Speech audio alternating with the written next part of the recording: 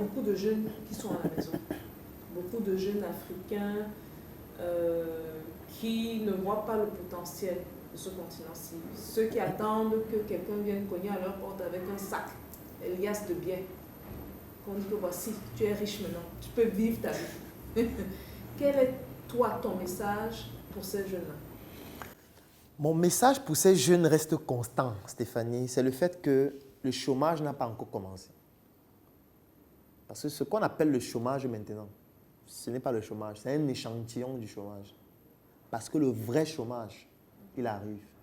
Et il sera violent, il sera fatal. Et je vais expliquer pourquoi. Dans un pays ou dans un quartier comme le Cameroun, il n'y a aucune personne qui peut vous dire le nombre d'enfants qui naissent chaque jour. Personne n'a ces statistiques. Il n'y a aucune personne qui peut vous dire le nombre de personnes qui meurent chaque jour. Personne n'a cette statistique. Il n'y a aucune personne qui peut vous donner la population exacte d'une ville comme Yaoundé ou Douala. Personne n'a ces statistiques.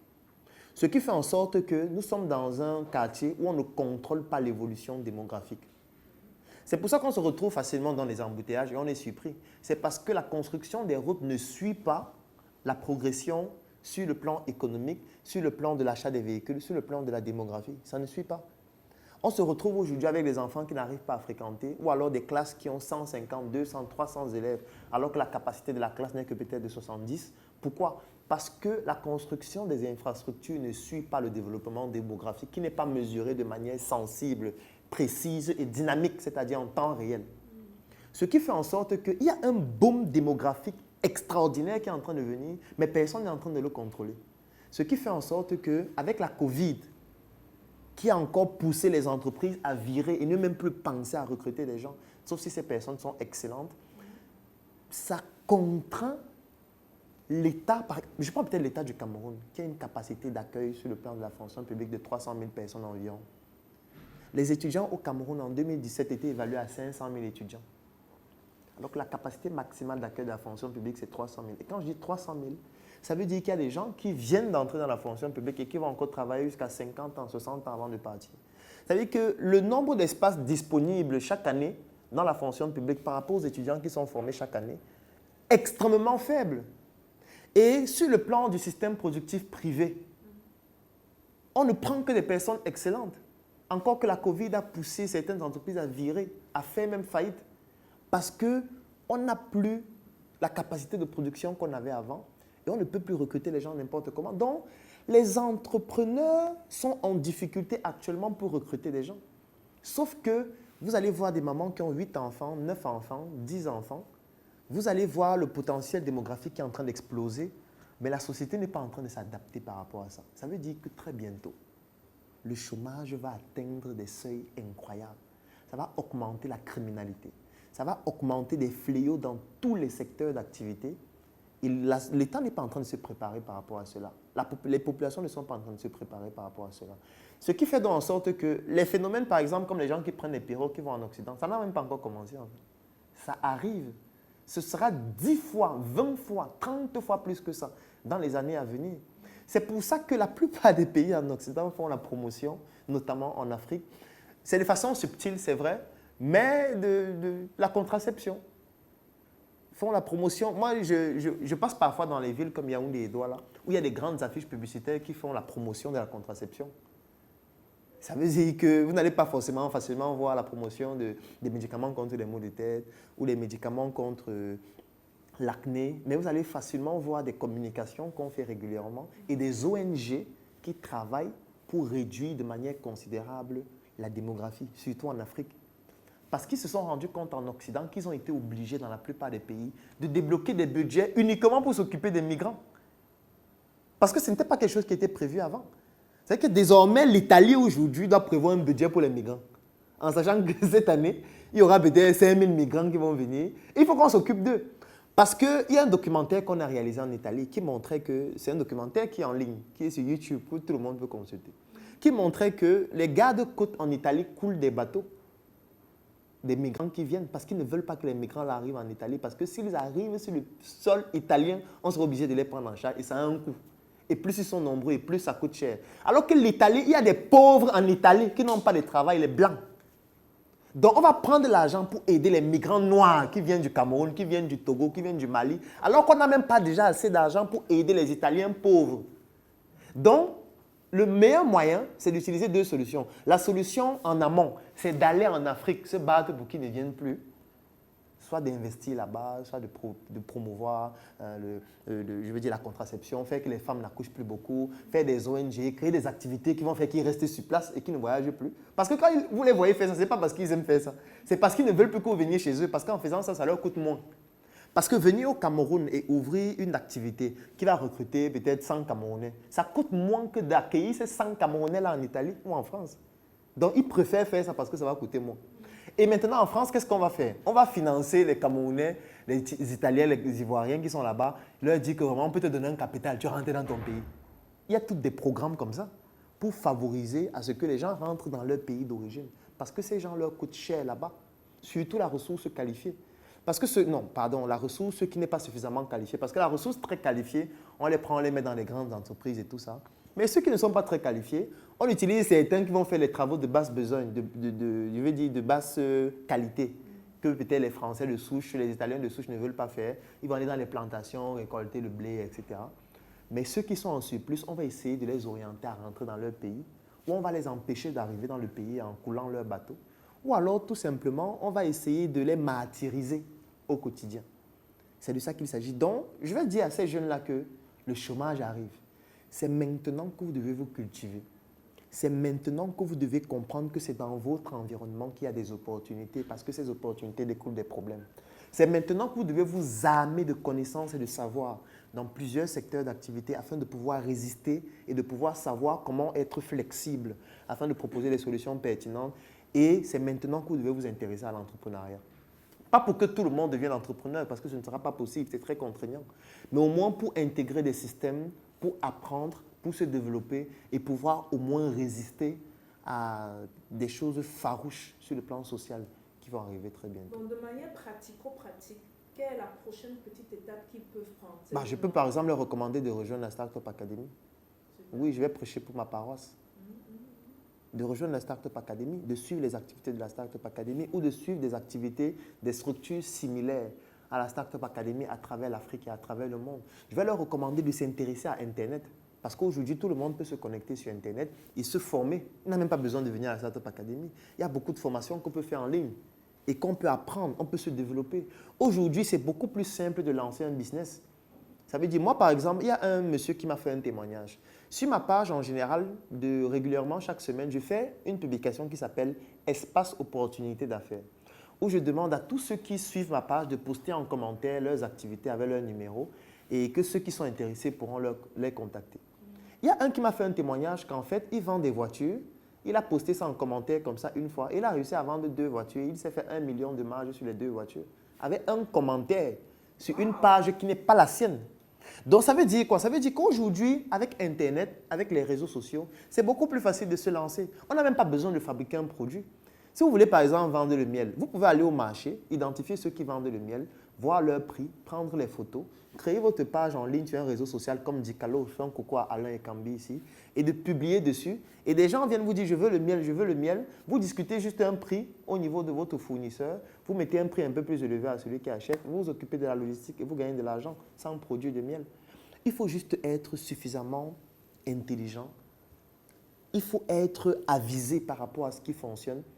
Et au moins, vous pourriez avoir une activité. Je ne suis pas en train de dire que ça va garantir ou couvrir toutes vos charges, mais au moins, ça va vous permettre de ne pas être un mendiant et de ne pas toujours être condescendant vis-à-vis de ceux qui viennent d'ailleurs.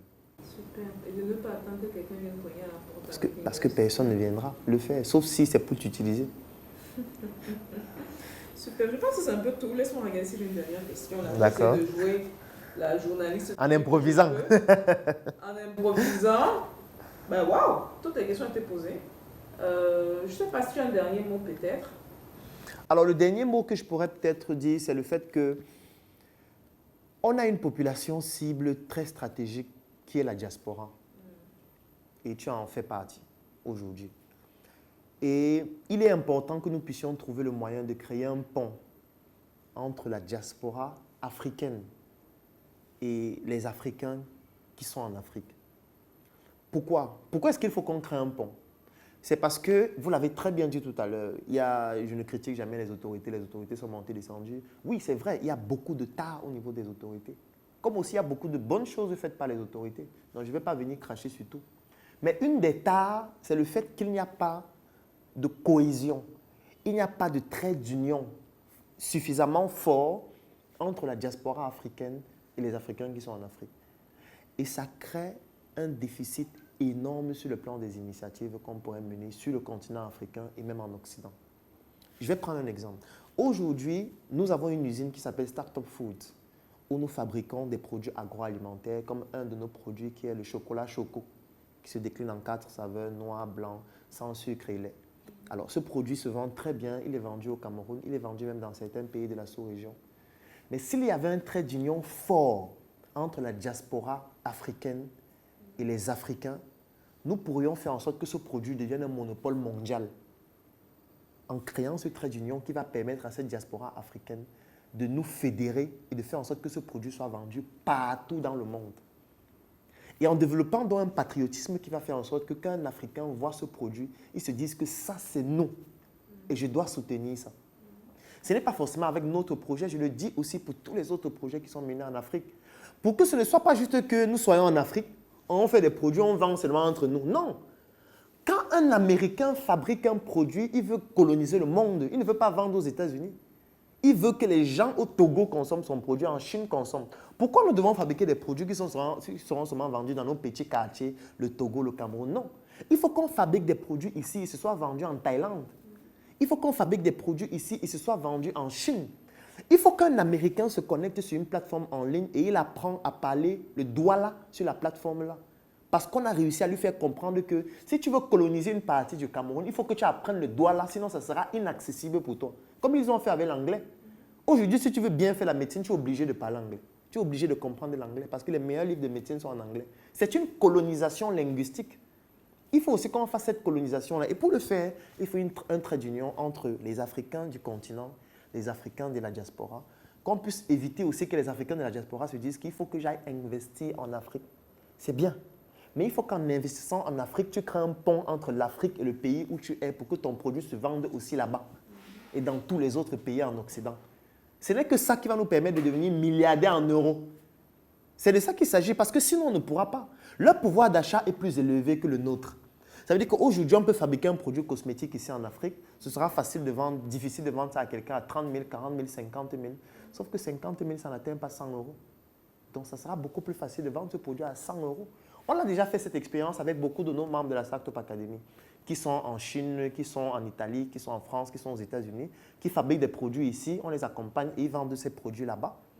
Mais il faut que ce soit quelque chose qui soit fait de manière institutionnelle pour que l'impact soit beaucoup plus fort.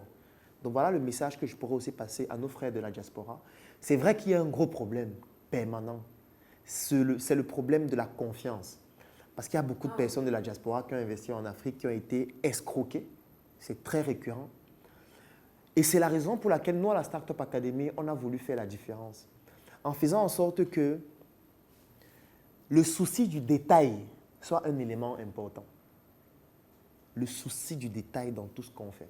C'est pour ça que si vous voyez les produits qu'on fait, si vous venez dans nos différents sièges, si vous voyez la manière dont on communique, il y a toujours un accent sur le détail. Il y a un accent sur le détail dans la traçabilité. Il y a un accent sur le détail dans les activités qu'on mène, dans la comptabilité qu'on fait.